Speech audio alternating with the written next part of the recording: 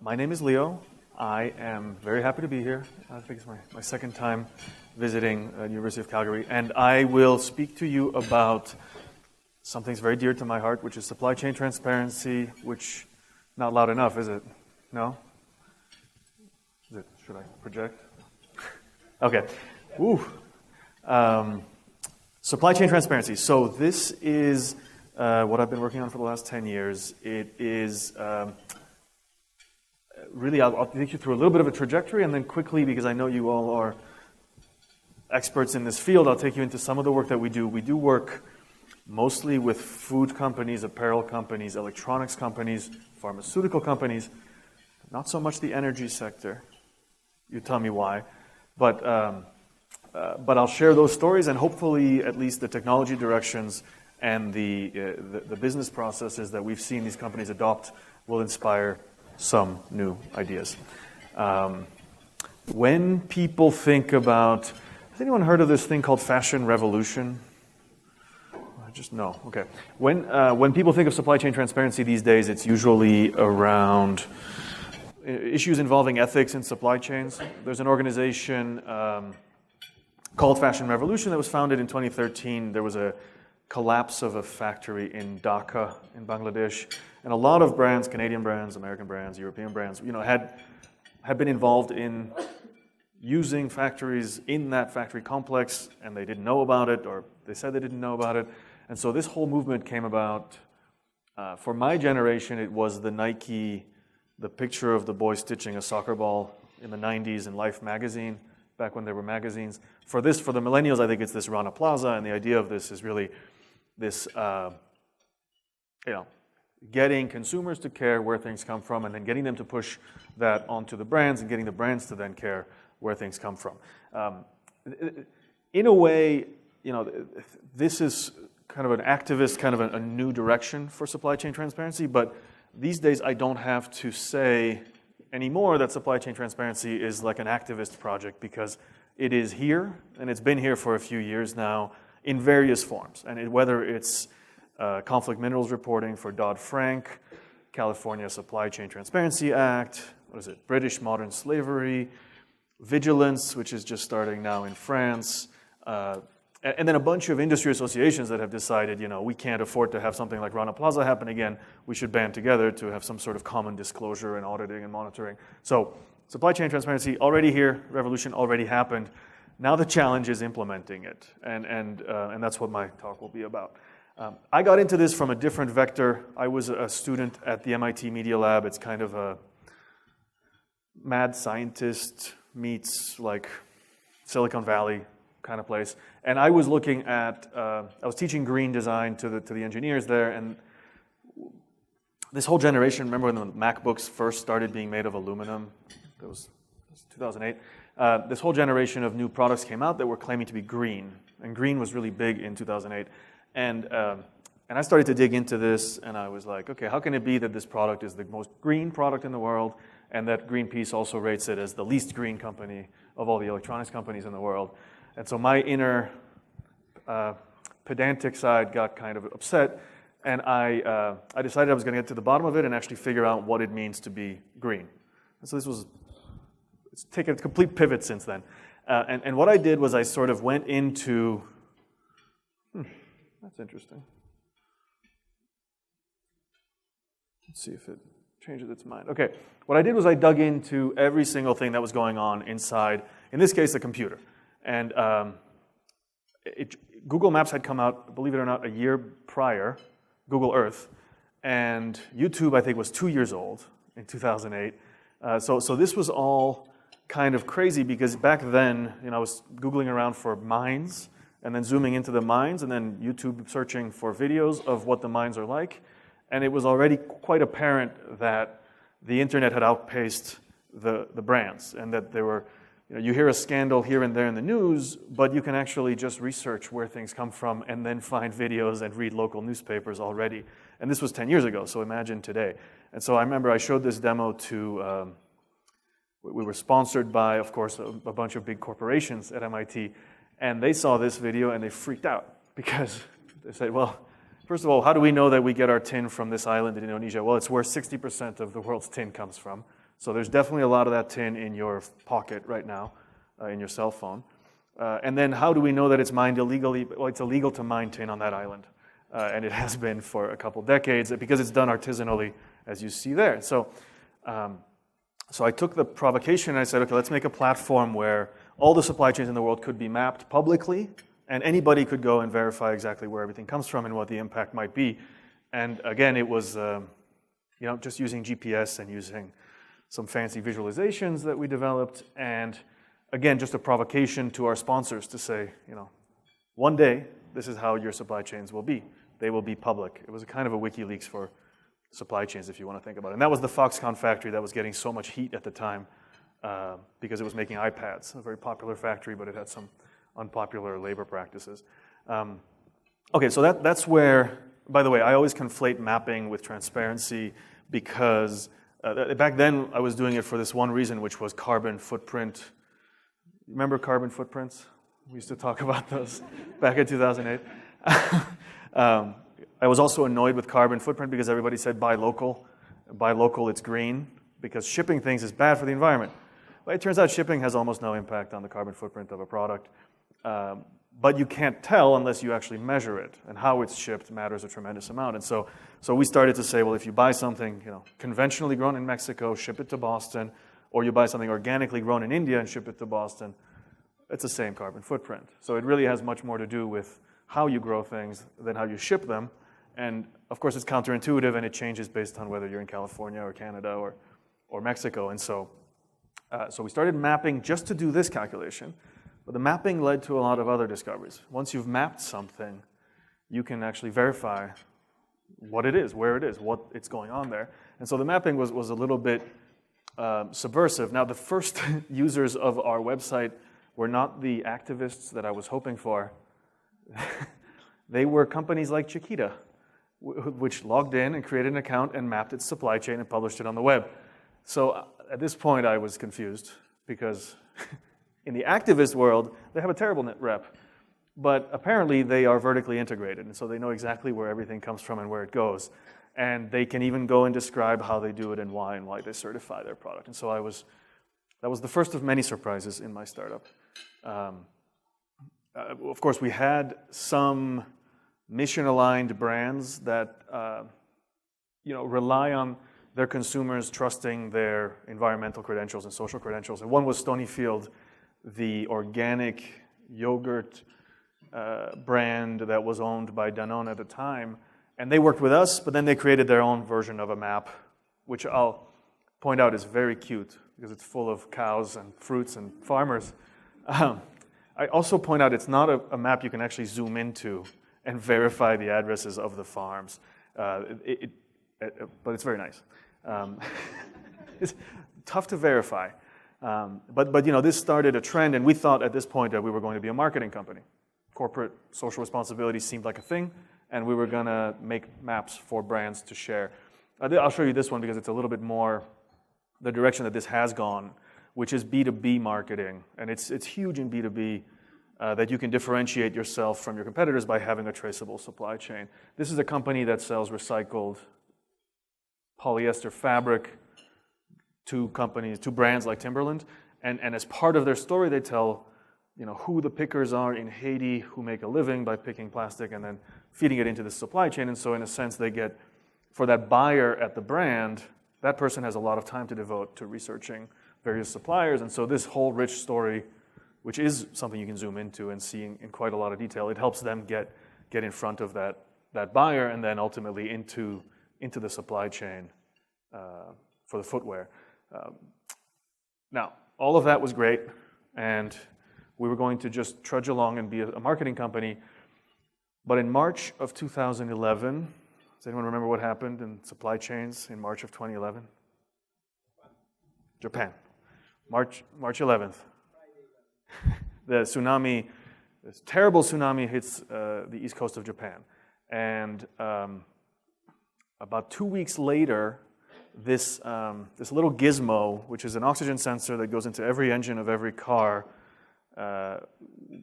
which is made, mostly was made, I think 70% of the world's supply was made in a Hitachi factory on the east coast of Japan, starts to not show up anymore in car factories around the world. So this GM plant in Louisiana, on March 24th, which is 2 weeks later, starts to realize, hey, we have no more oxygen sensors. And guess what? It was a gizmo. It was like $1 or $2. So we didn't really pay attention to it. But it turns out the whole car doesn't work without this one thing. So, in fact, it was much more valuable than $1 or $2. And this happened everywhere all over the world, right? Mercedes, Volkswagen, GM the parts aren't arriving. And they start to look in their databases and they realize they had listed the distributor's address or the billing address for where the stuff came from and not the factory. In fact, nobody had the actual where-made location in their database, let alone GPS. And so this 2-week delay, so then our sponsors came knocking and they said, we need you to map our supply chains, but you can't do it for publication. You have to do it so we find out what's going on in Japan. And so April 13th, 2011, we incorporated, spun out of MIT, and started working with a couple of CPG companies in the US, and this professor, Bruce Arnston at MIT, who said,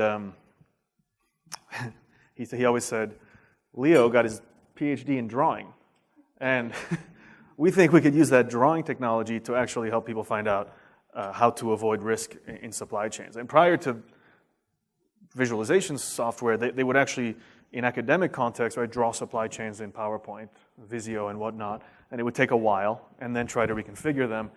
And he said, I'll bet that you could use your software, your marketing software, to actually visualize the risk of a big supply chain for a company automatically. And so take the carbon footprint numbers off the map and replace it with dollars, and a business is born.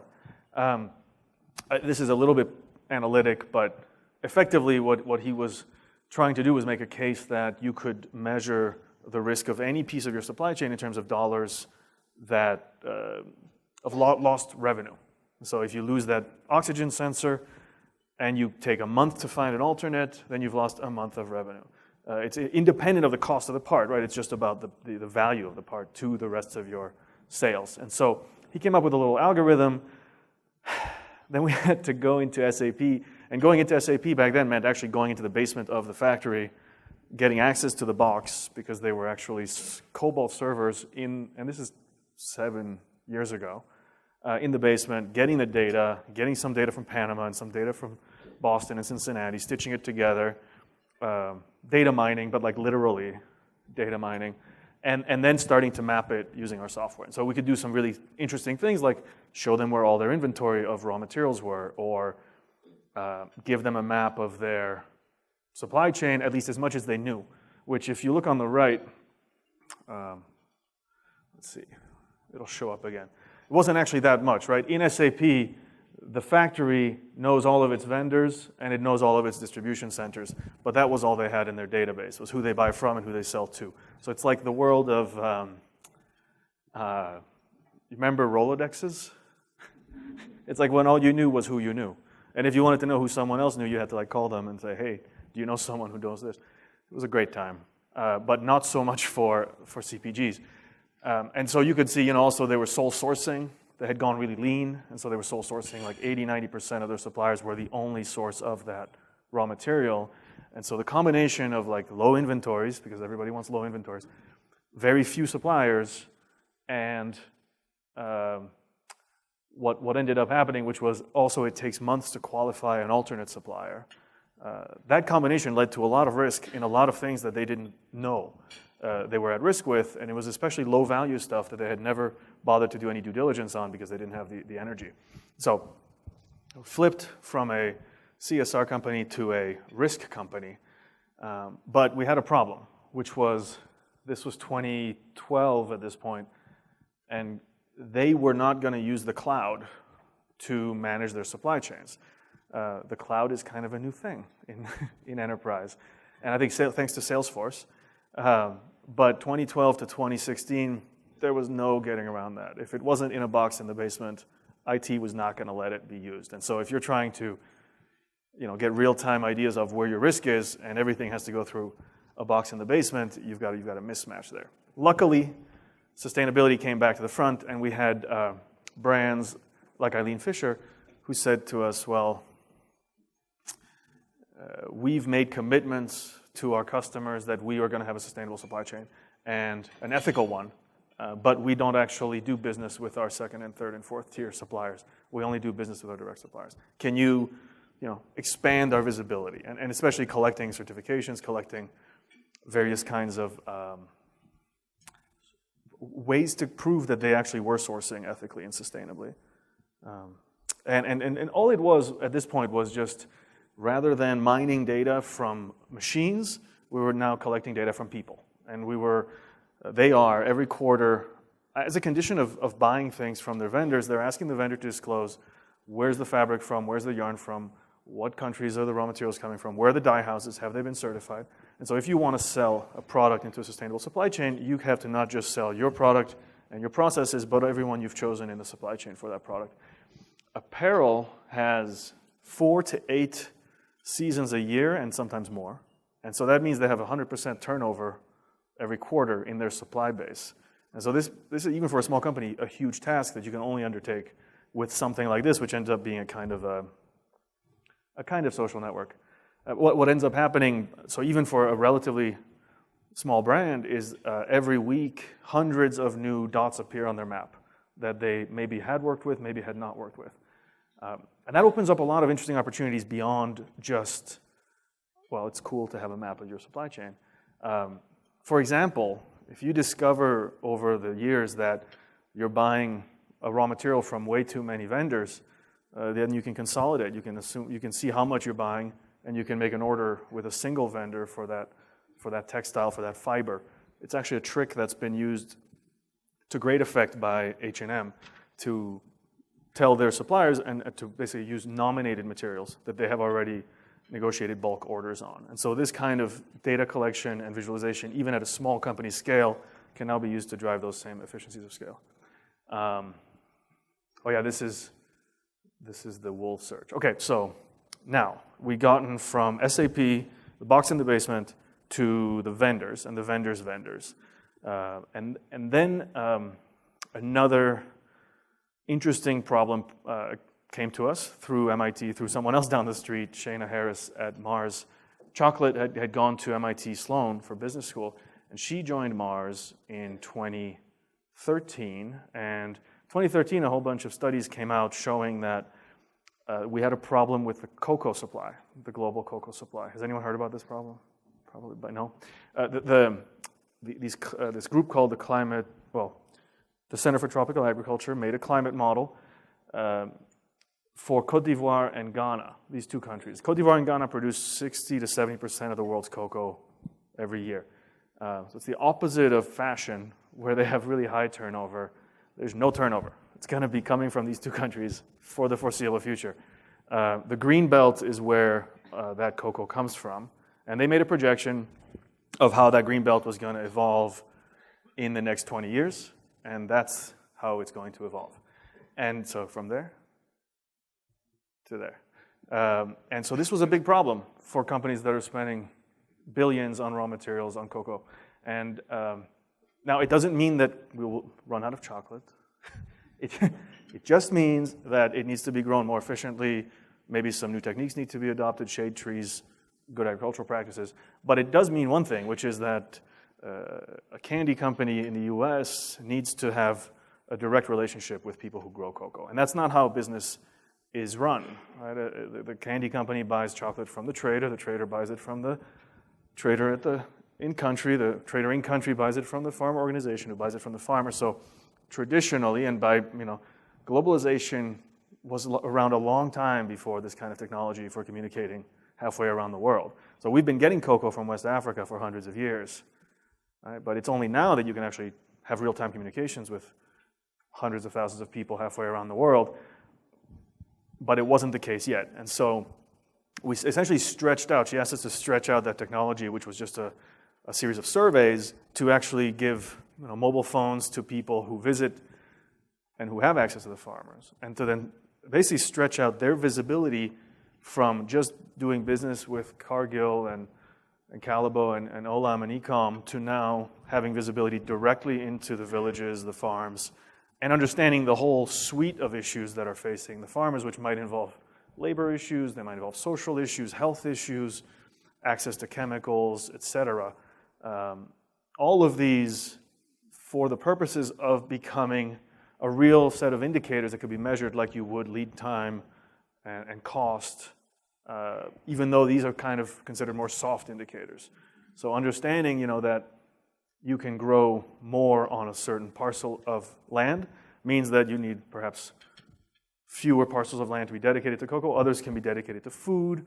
People have more food stability. They can send their kids to school, et cetera, et cetera. So there's a cascading series of effects. This is what's called triple bottom line business, which is accounting for the financial bottom line, but also the social and the environmental.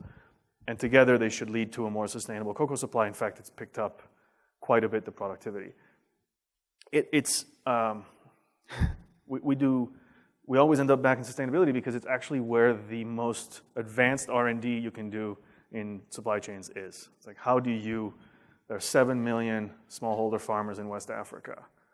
That's a big supply chain to map, but it's a tiny social network. It's like, you would go out of business if your social network only had 7 million people in it.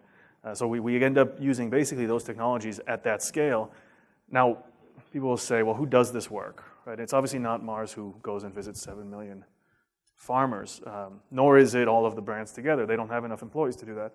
It's actually become, it was actually a pilot, which then led to a benchmark, because now it's required of all the suppliers to the brands that they talk to their suppliers, who talk to their suppliers, who then go out and visit the farmers, register the farmers. So it's actually become, like I was saying with Eileen Fisher, a condition of sale.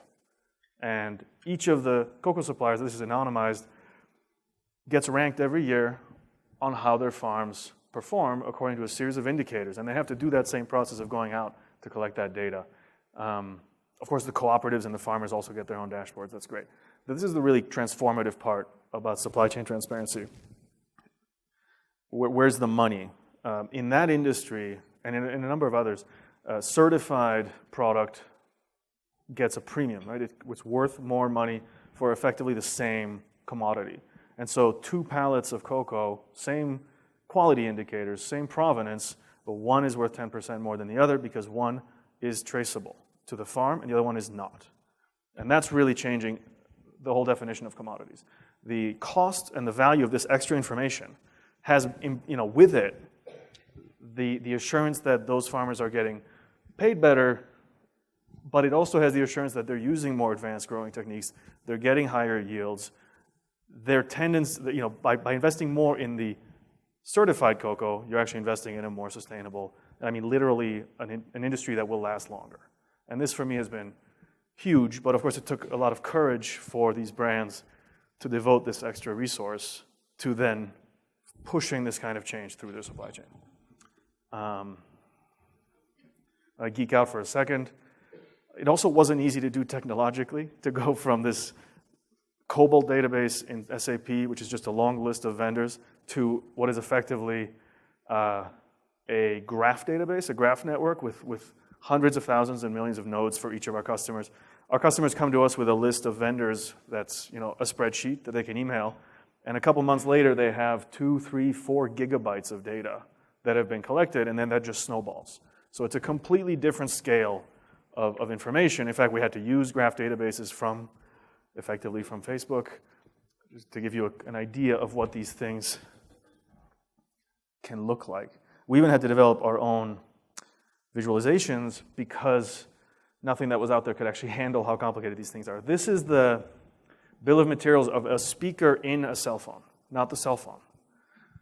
just to give you some idea. And you're right, this is multi-level mapping where one supplier might supply 2 suppliers that then supply one supplier again.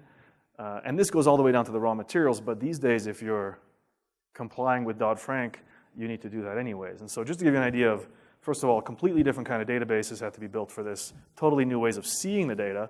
You can't see these relationships in Excel. At least I can't. So that was one thing. One is we are handling way more data, way more complex data than ever before and trying to make sense of it.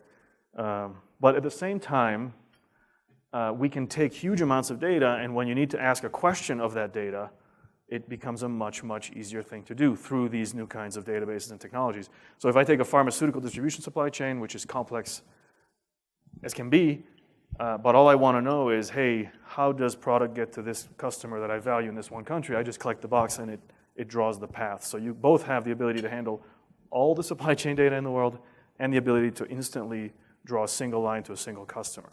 And that's the promise of these new technologies that we're building.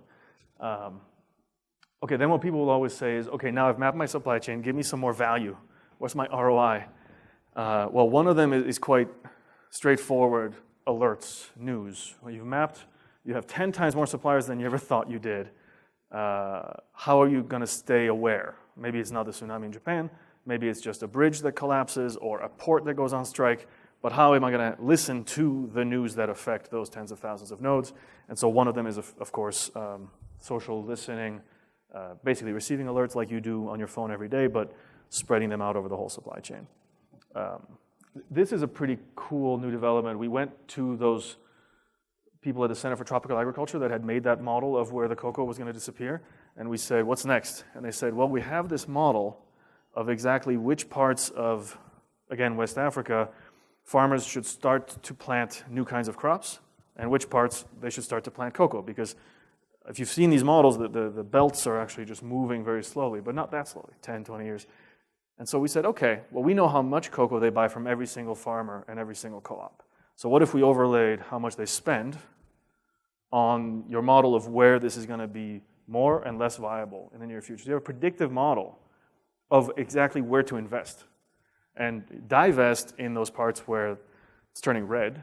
You're not going to be buying cocoa from there in 10 years. It's time to turn to other income-generating activities for those farmers and invest in good agricultural practices, densification for those parts of the countries that are going to be more suitable. And this, by putting the dollars on top of the model, it actually tells them exactly how much to spend. There's a direct correlation here. So very exciting.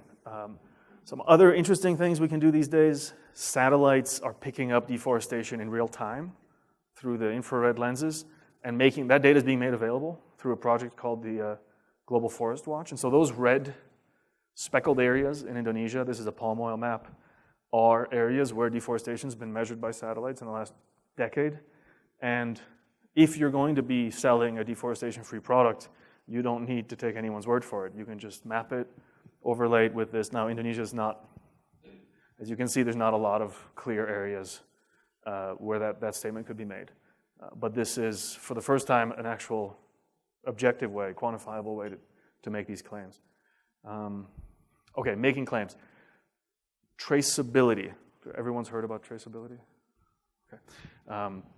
We are now doing traceability because it's one thing for all these vendors to claim who they buy from, but it's quite another to actually prove that it came from there. And so we've been asked to go a little deeper, and what you see on the right is actually a diagram where arrows connecting farmers to co-ops and co-ops to processors and processors to retailers. Each arrow is a sale of product. And we can do that. It's just one step beyond mapping. Once you've registered everybody, you can assert that that good that went to that supermarket came from these farms, and then you can look on the map and say, is there a risk that these farms are deforested? Is there a risk that they have water issues? Is there a risk that they have corruption issues? And directly show your customers, again, as a B2B supplier, that they're buying assured, certified goods. Who's heard of blockchain? Okay, we're being asked to do this more and more, and everybody says blockchain. They say, great. Are you blockchain ready? Is your supply chain ready for blockchain? I'm sure you are, but because what we've seen, if anything, in the last 10 years is that the visibility just isn't there, and if you don't know who your suppliers really are, then you certainly can't get them to adopt a whole new way of storing their purchasing data. If you do, you can. And so, the promise here is, and I'll show you just how far from blockchain ready we are, in those places where we can actually trace products all the way to the farm.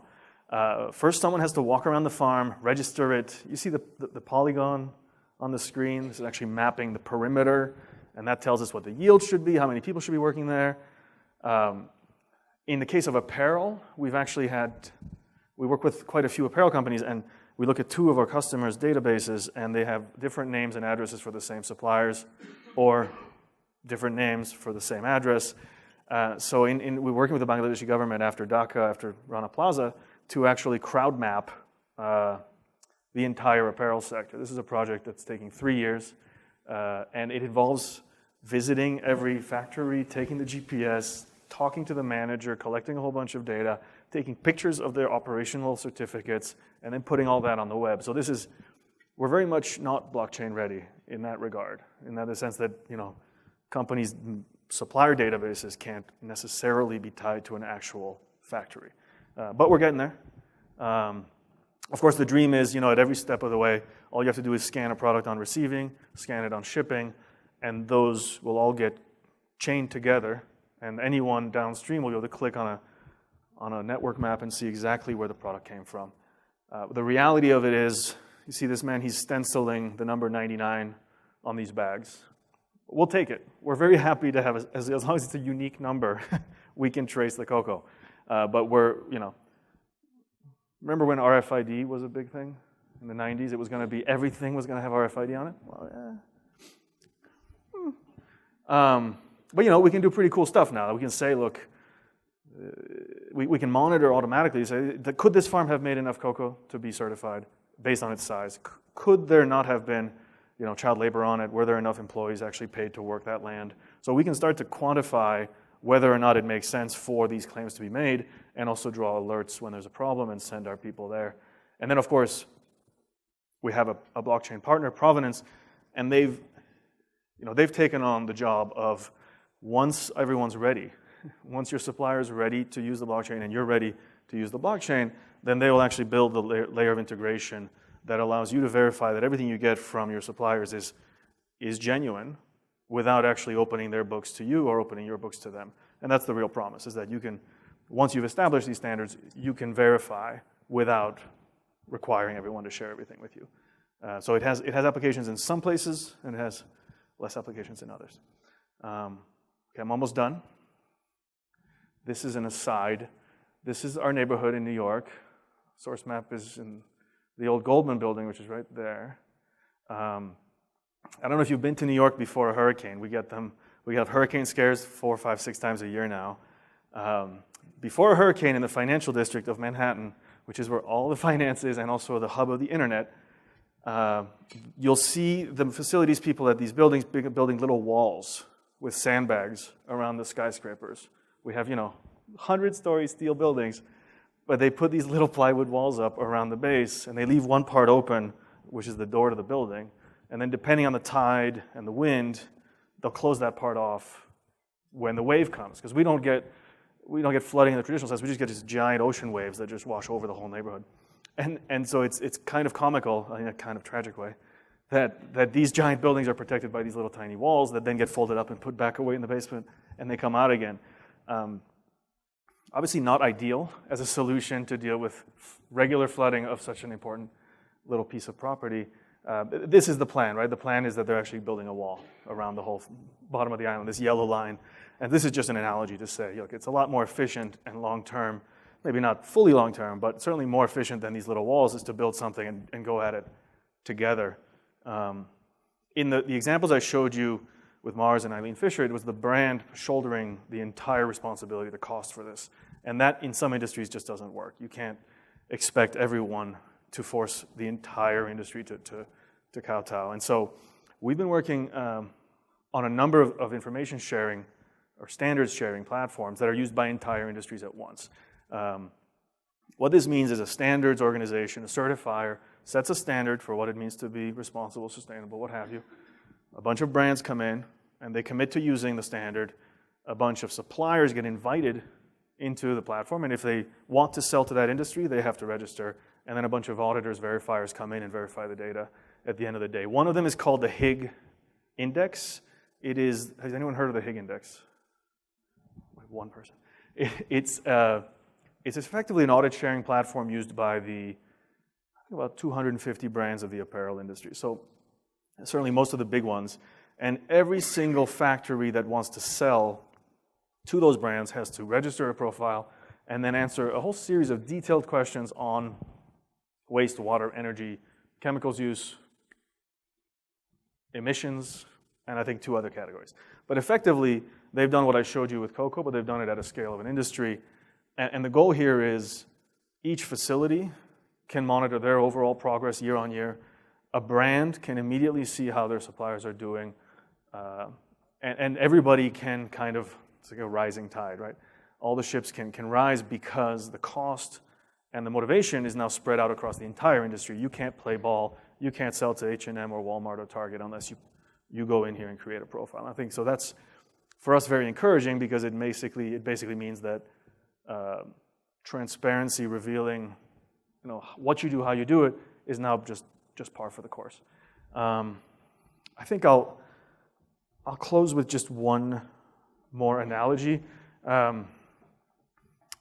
Transparency is also a strategic play. I think that I showed you that Thread International, that recycled plastic fabric company that basically is trying to sell its product by being transparent. If you don't wait for transparency to hit you, you can actually set it up to work for you. This is one case in particular, which is this tag now that appears on a lot of food products: Coke, Pepsi, General Mills, Hershey. It's called Smart Label. Has anyone noticed it? It's a little barcode that appears now on every piece of food. This was the Grocery Manufacturers Association's response to the requirement to label GMOs. And they said, well, we have way more information to give than just that. Can we, instead of printing it all on the package, create a standard? And it's actually a mobile app. It's a mobile web page that every brand just builds their own version, and they have their own barcode leading to their own page where they can share their stories about allergens, GMOs, et cetera, nutrition. It's just interesting to me because that came up way before Obama had to pass the legislation on labeling. And this is now the new standard for the legislation on labeling. So if transparency is not something you're doing yet, my recommendation is to figure out the way you'd like to do it and then get ahead of it before it comes to you. Thank you.